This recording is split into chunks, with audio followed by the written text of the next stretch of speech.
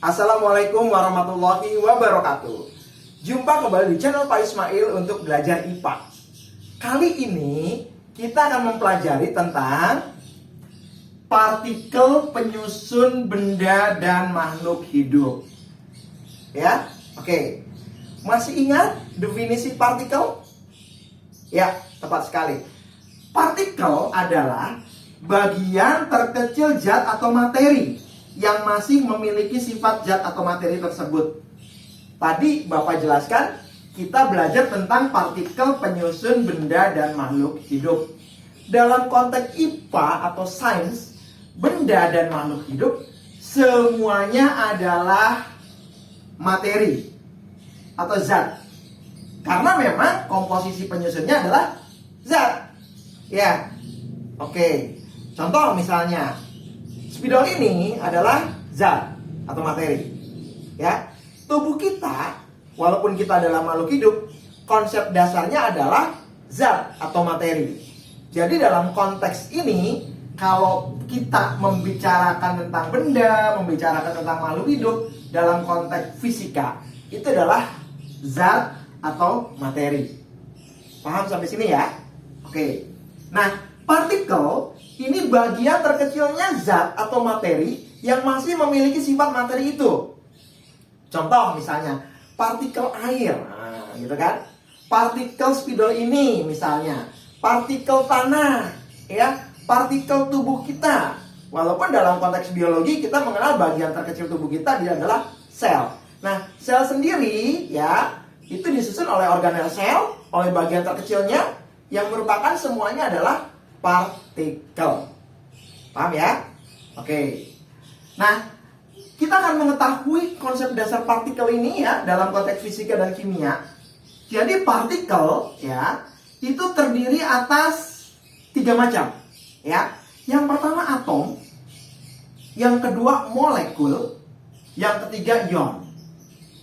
Atom, molekul, ion semuanya adalah partikel ya, bagian terkecil penyusun zat atau materi. Oke.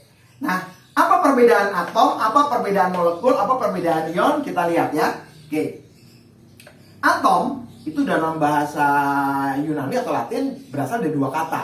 A itu artinya tidak, tomos itu artinya terbagi.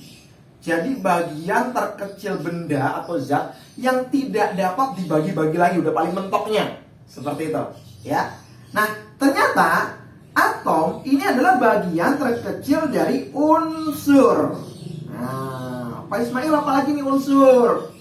Ingat materi sains atau IPA di kelas 7 tentang identifikasi atau klasifikasi materi atau zat. Itu ada 3 macam ya.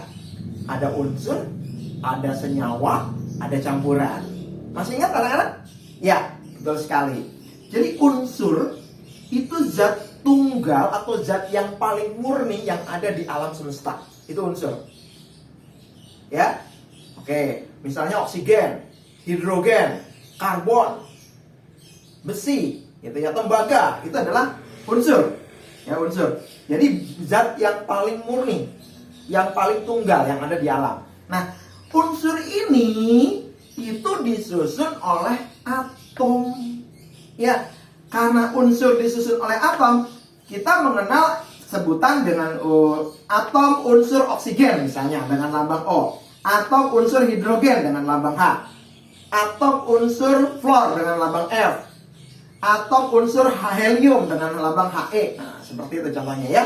Seperti itu. Kenapa disebut atom unsur? Karena unsur sendiri disusun oleh bagian terkecilnya yang disebut dengan atom. Ya, seperti itu. Jadi atom ini udah paling kecilnya ya. Lalu nanti kita ke depan akan belajar tentang atom dan partikel subatom. Yang kedua, ini molekul. Molekul ini ukurannya lebih besar dari atom. Kenapa? Karena molekul adalah gabungan 2 atom atau lebih. Ya, oke. Walaupun molekul ukurannya lebih besar dari atom, kita secara kasat mata langsung melihat molekul tidak bisa, gitu ya. Hanya dengan alat yang canggih yang bisa melihat bentuk molekul, apalagi atom udah sangat kecil sekali. Seperti itu ya. Oke. Nah, molekul ini itu terdiri atas 2 jenis. Ada yang disebut molekul unsur, ada yang disebut dengan molekul senyawa. Kalau molekul unsur, ini gabungan atom-atom yang sejenis. Contoh, misalnya O2, itu oksigen. Nah, itu molekul atom unsur. Ya, oke. Kemudian hidrogen H2, itu adalah molekul dari unsur hidrogen. Nah, seperti itu kan gabungan dua atom yang sejenis, ya.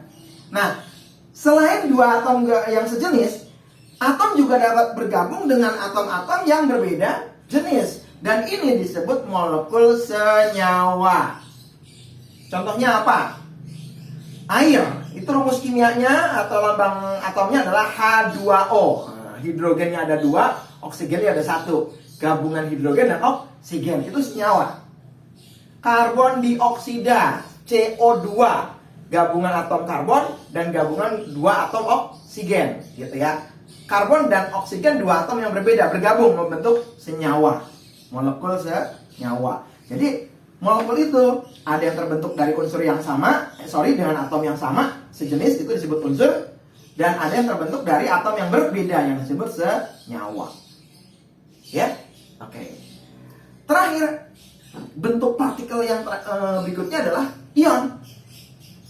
Masih ingat materi kita tentang listrik statis? Ketika beberapa jenis benda, misalnya plastik dengan rambut digosok-gosok, ada elektron dari rambut itu berpindah ya ke penggaris plastik, sehingga plastik bermuatan negatif gitu ya, mendapat pasokan dari elektron. Nah, ion ini adalah atom yang bermuatan listrik, gitu ya, seperti itu. Jadi ketika penggaris plastik digosok-gosokkan ke rambut, kemudian menerima elektron dari rambut, itu atom-atom dari penggaris plastik itu menerima elektron dari rambut, kan, seperti itu. Nah, dia akan berubah atomnya itu menjadi ion, ya, jadi atom yang bermuatan listrik, gitu kan? Oke. Kenapa bermuatan listrik? Karena terjadi perubahan jumlah elektronnya, bisa menangkap elektron atau kehilangan elektron, begitu ya. Masih ingat ya di konsep yang lalu ya? Jadi kalau ada dua muatan benda yang berbeda, satu jumlah elektronnya banyak, satu jumlah elektronnya sedikit, maka terjadi beda potensial. Nah, beda potensial ini menimbulkan arus listrik. Seperti itu. Ya, jadi dapat kita katakan ion. Nah, ion ini adalah atom yang kehilangan elektronnya atau mendapat tambahan elektron dari atom yang lain. Seperti itu. Ya. Oke, sekali lagi ya. Jadi partikel itu ada 3 macam, atom, molekul, ion. Kalau atom itu udah zat tunggal paling terkecil dari penyusun unsur, ya, seperti itu. Nah, gabungan atom-atom yang sama atau yang berbeda ini membentuk molekul, gitu ya. Oke, kalau atomnya sama disebut molekul unsur, kalau atomnya berbeda disebut molekul senyawa. Ya, oke, seperti itu. Sedangkan atom-atom yang kehilangan elektronnya atau mendapatkan jumlah tambahan elektron, ini disebut dengan ion karena dia bermuatan listrik. Ya, paham anak-anak ya? Itu saja dari Pak Ismail, mudah-mudahan dipahami dengan baik. Salam sehat selalu. Wassalamualaikum warahmatullahi wabarakatuh.